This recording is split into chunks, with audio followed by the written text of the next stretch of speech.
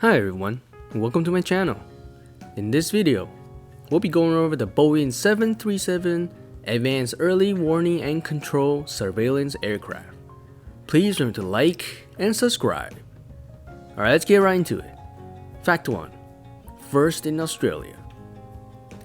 So despite the fact that Boeing is an American company and this aircraft looks very similar to the United Navy's E-3 Early Warning Radar Patrol Aircraft, the Royal Australian Air Force is actually the first user of this Boeing 737 AEW&C.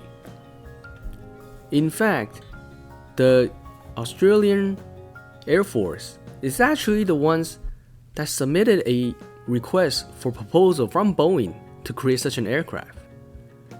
This means that the Australian Air Force is actually the one that started asking Boeing if they could develop something that meets their specifications rather than United States. And so I think it's one of the technologies made by US companies, but initially completely tailor-made for a foreign country. And as a result, the US Air Force is actually not the first operator, and is actually the number 4th operator of this aircraft. Alright, let's get into the next fact. Fact 2. Multi-role electronically scanned array. The biggest difference from a very first glance of this aircraft is the different radar that it has compared to the E-3. The E-3 has a round radar that continuously spins to pump out radio signals and gather intelligence. This one is completely different. This one uses a fixed radio array, what you see here, also called a top hat, because to be honest, it looks very similar to a top hat.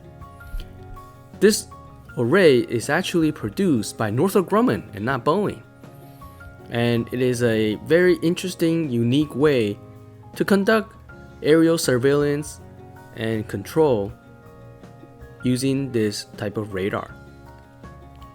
This radar has a much higher range, over 600 kilometers, and also, when in look-down mode, can have an excess of 370 kilometer range, able to capture fighter jet-sized targets. It is a significant improvement over the previous round radar. Alright, fact 3. Countermeasures.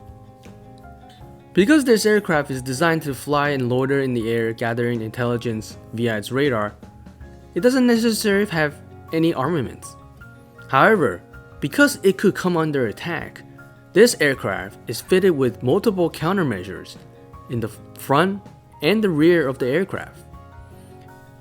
It has a lot of flares and shafts in order to deter missiles that's incoming to hit this aircraft.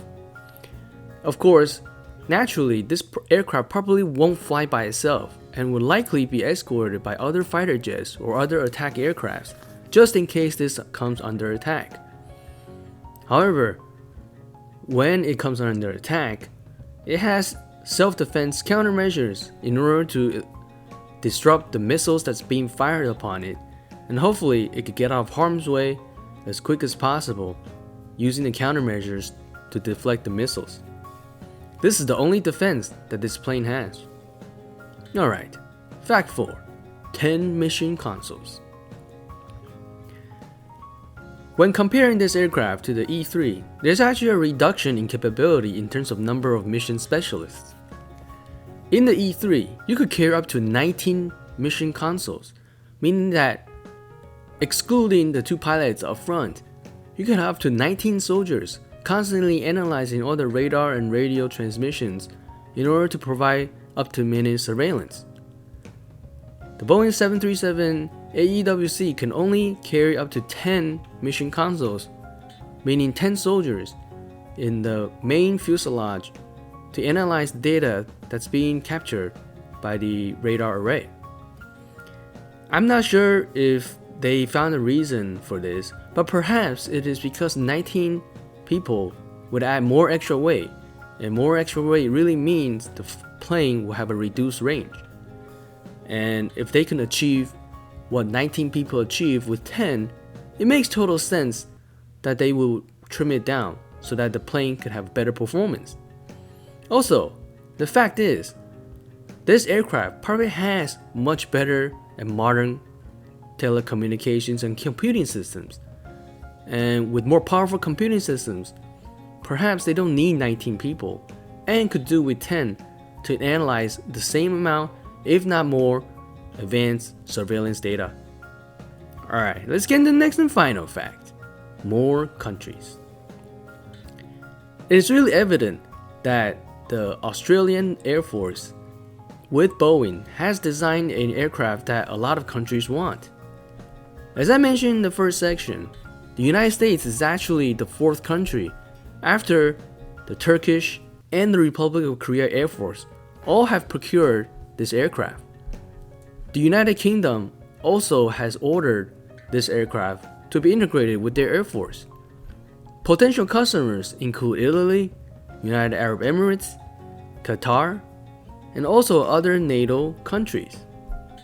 It is pretty evident that this aircraft is pretty successful in terms of what it set out to do.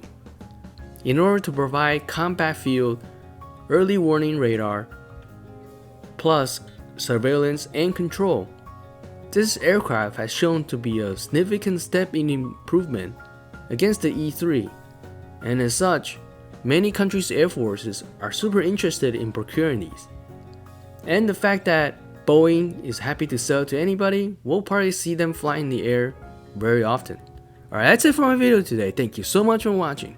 Please remember to like and subscribe. See you next time.